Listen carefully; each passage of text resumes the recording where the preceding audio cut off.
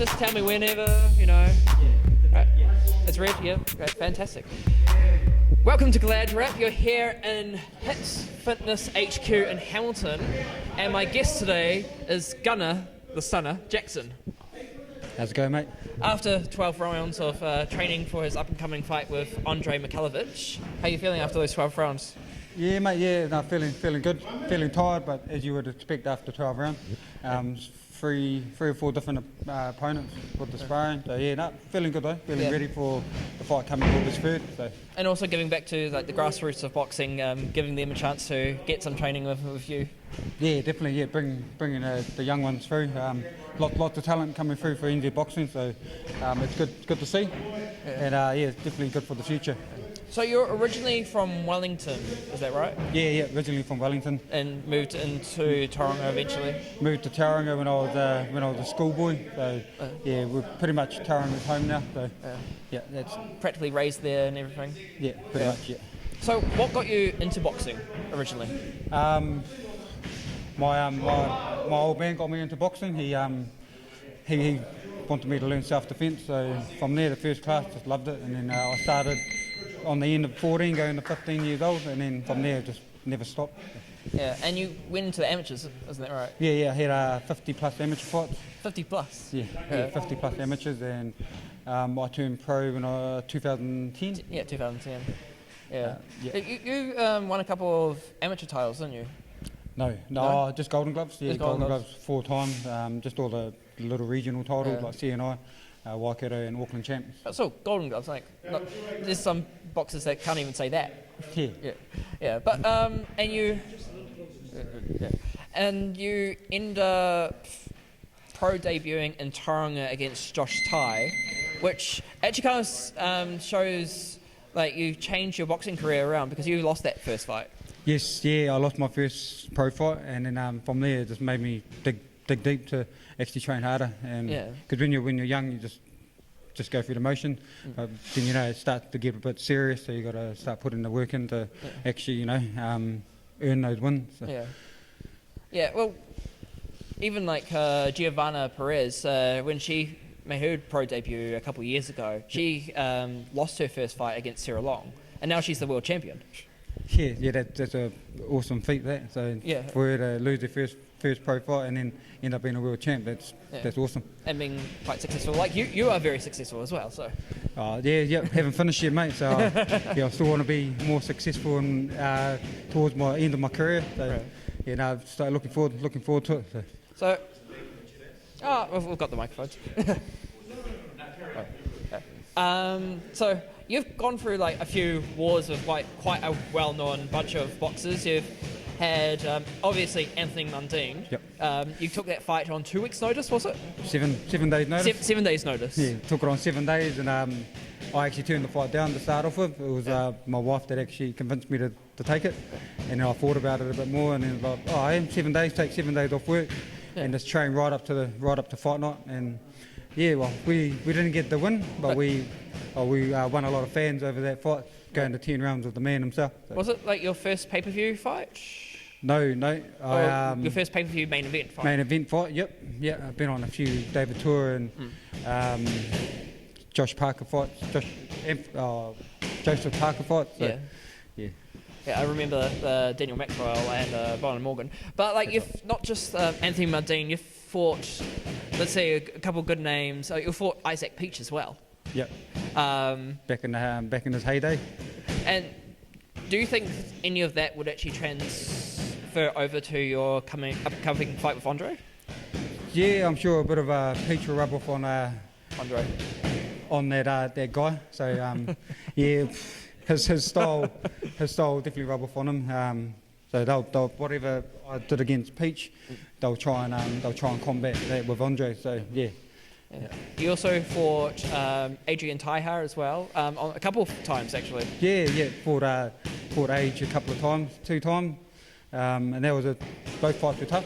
Yeah. And it's good. We're best mates after those 2 fights, and it's good to make lots of friends in the boxing world. So. Yeah. Because it was a draw, that first fight. The first fight was a draw. We were a bit unlucky to get the win, which I thought we may have had. But hey, that's at the end of the day, I'm not the judge. So, Yeah. but no, it was a good. The first fight was a good tough one. So was the second fight. Now let's talk about like some of the titles you've had. You're a multiple division champion in the super middleweight, in the middleweight division in New Zealand, the New Zealand Championships. Yep. You've had the PABA Light Heavyweight title, the WBO Oriental title twice. Yep. I'm just trying to remember the other ones. So my first title I won was the super middleweight NJPBA title. Yeah. I fought Kachik Montez. That was my first 10-round fight. It was against him. And then the 2 weeks later was David Letizia for the PABA title. Yeah. And ended up going to his hometown and winning that in the 8th round. And then after that we dropped. That was the light heavyweight title, the PABA. And then from there we dropped down to middleweight. Dropped down to middleweight after fighting Adrian for my super middleweight title. We lost that against him, and then we made the decision to drop down to middleweight, and then won the NDPBA middleweight title. And then along after that was the WBO Oriental. So. That must have took a little bit of a toll on your body a little bit around that time, because you jumped from light heavyweight, super middleweight to light heavyweight, and then down to middleweight eventually. To be honest, I wasn't actually light heavyweight. I was actually still super middleweight, but I ended up fighting that super middle, but fighting light heavy. So I was still weighing around 76 kgs to fight at light heavy. Fair enough. So, and then eventually, at one point, you were down to super welter for a temporary amount of time. Yes, yeah. My first super welter fight was against Matthew Tuakolo. Which I think that was the first fight I actually judged of yours. I mean, it didn't need my scorecards. At the ABA. Yeah, at ABA. Was it ABA or Owsley? Yeah. No, it was at ABA. ABA. On Craig's show. First round knockout. Yeah, first round knockout. And then we moved on to fighting Bowyn at that weight, which was 8-rounder on the Duco card. Yeah. And that was a tough fight. Yeah. So you're quite well known to being a very, very nice guy. Yep. But obviously when you get into the business, the ring, which is also the business. Yeah, you just got to flick the light switch, mate, as soon as you open that ring. But you never really had any beef with anyone whatsoever? Not really? No, I've always respected my opponents, bar this next fight. But no, I've always got respect against guys that I fight, and just go in there and just, show them the respect they deserve. Yeah. Let's talk about the Bowyn Morgan fights. They were really tough fights because at the time he was quite well known, but we didn't really know much about what's the best word I'm looking for? How good Bowyn was, and it kind of proved himself when he actually fought you for those 2 times. Yes, yeah. No, Bowyn. I've known Bowyn for a long time over the amateur scene, so we knew he's always been a tough, skillful fighter. I thought we may have had him when he lost to Chris George, because Chris George caught him with a nice stiff jab that ended up stopping him.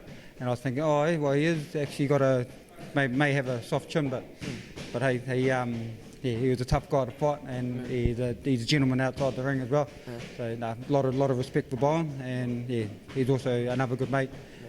Now, I heard the story that in that second fight you had broken ribs. In the second round? Yeah, I had. The second round I ended up getting an inflamed cartilage.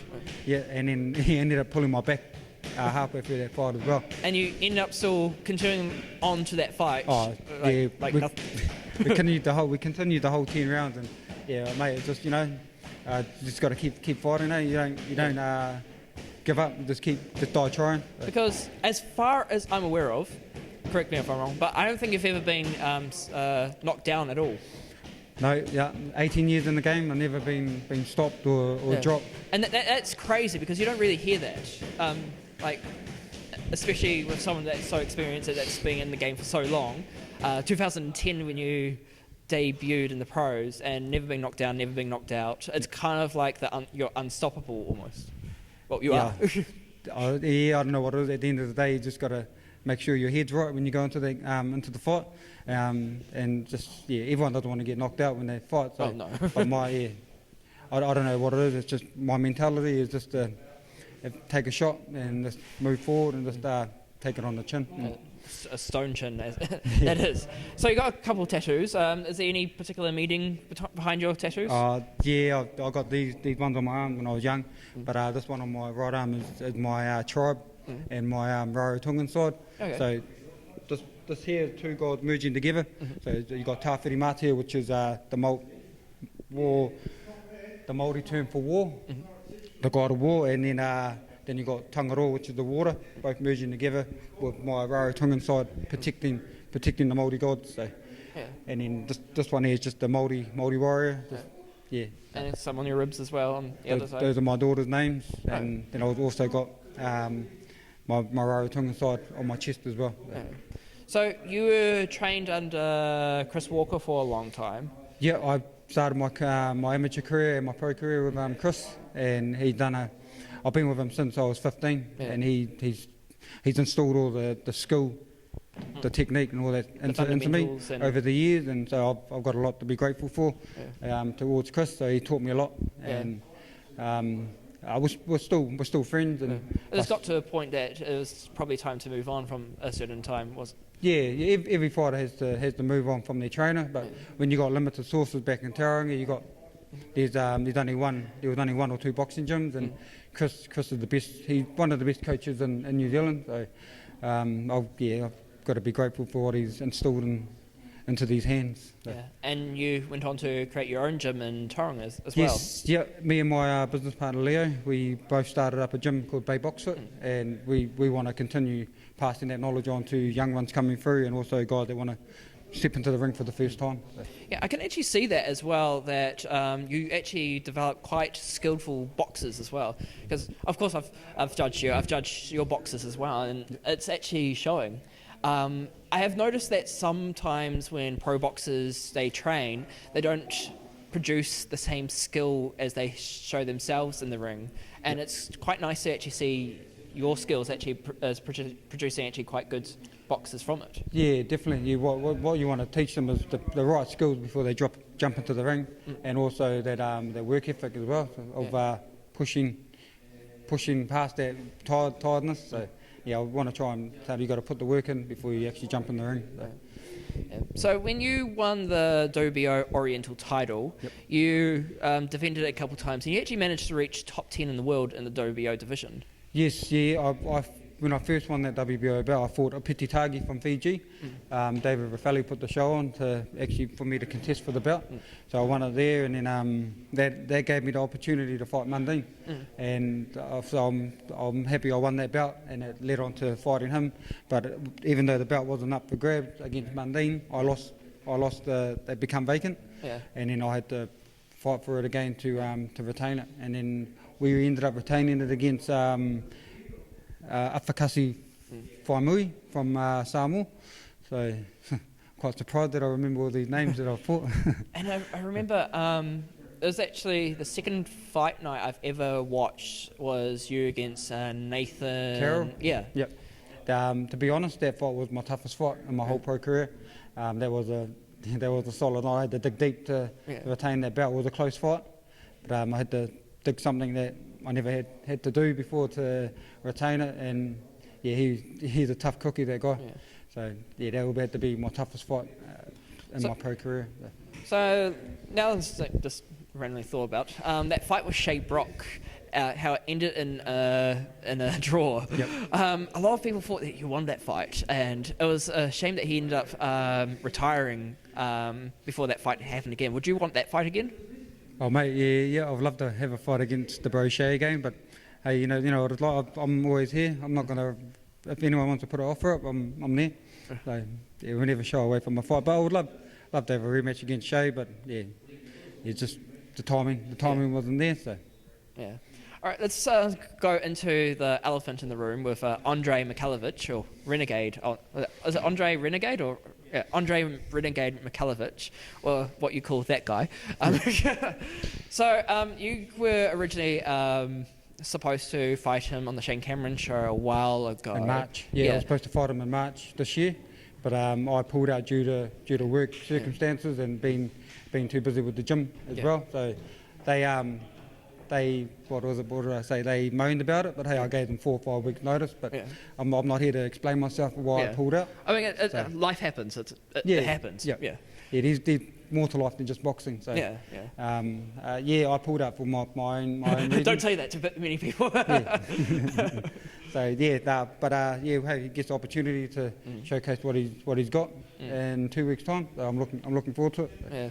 And I think after that fight, he called you out on live television as well. He's calling out everyone. So hey, mate, everyone's different. They want people show their ways differently, so, and that's how he shows his stance. So hey, he finally gets to fight the Stunna in 2 weeks' time. Exactly 2 weeks' time. So looking forward to it, mate. Yeah. Do you have a message for Andrei that's looking down that camera? Hey mate, come August 3rd, it's all on. The Stunna's coming. There's not. Very simple words. Well, that's simple but effective. Is there anything else I'm missing? How does he rate Andrei? How do you rate Andrei? Oh mate, he's good. Don't get me wrong. He's got a lot of skill. He's got the mouth to back it up. So don't get me wrong. He's good up and coming fighter. So will we be the first one to put the undefeated with a one loss record? So. Onto it.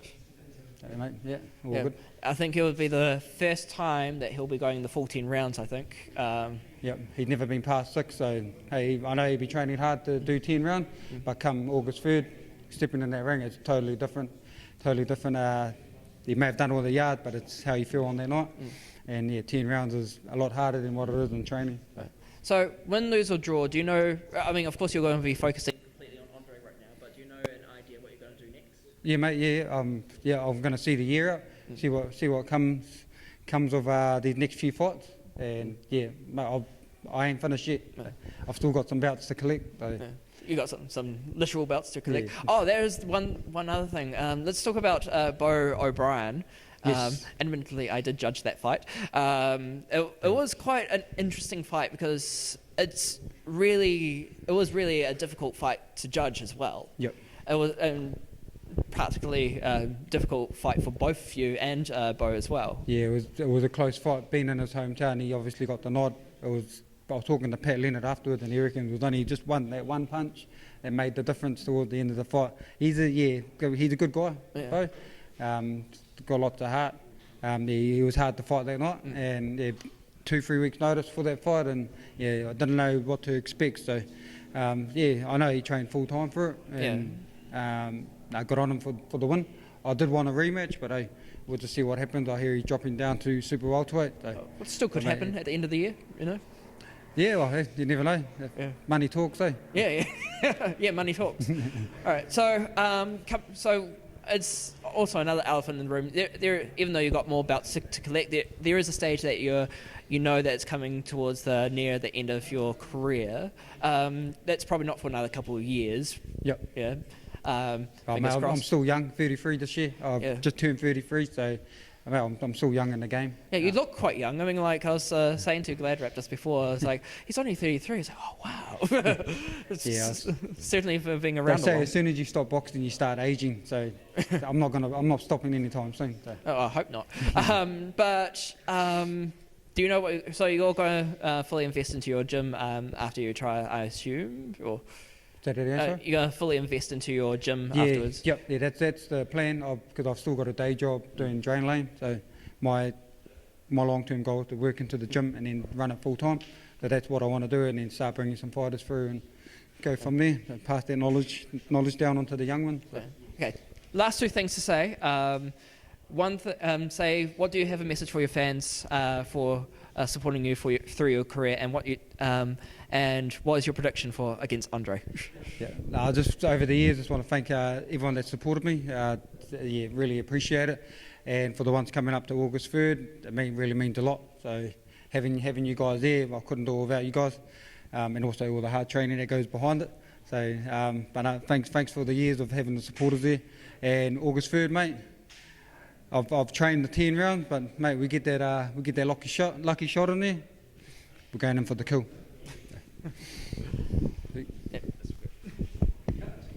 Cut.